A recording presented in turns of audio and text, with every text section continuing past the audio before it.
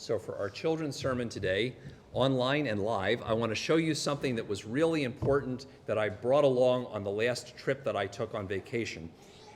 And mostly I brought this along for Blake. I brought the pillow because we went on a very, very long drive. And Blake, when he sits in the back, he gets bored. Do you ever get bored on long trips? Do people get bored on long trips?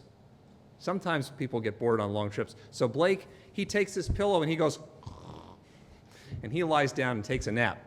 And sometimes I sit there and go, I wish I could go back there and take a nap too, because I was getting pretty bored on the drive as well. But naps are really important things. Now, when I was a little kid, I did not like to take naps. Do you guys like to take naps?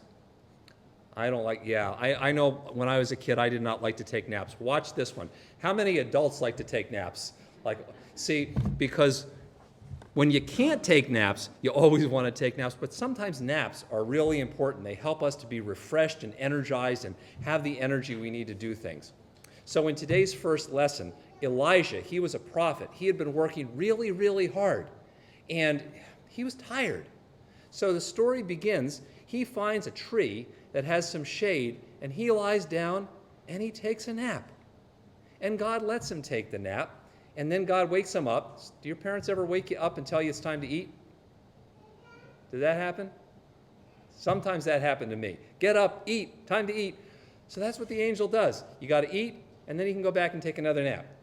Eating and taking naps.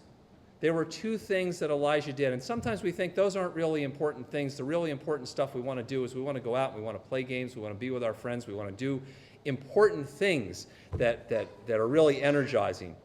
But in today's story, God reminds us that sometimes what God really needs us to do is take a break, to eat and take a nap, because that helps us to be strengthened, and that helps us to be prepared for all kinds of things that God would like us to do. And that's an important lesson not only for kids, but for us grown-ups too.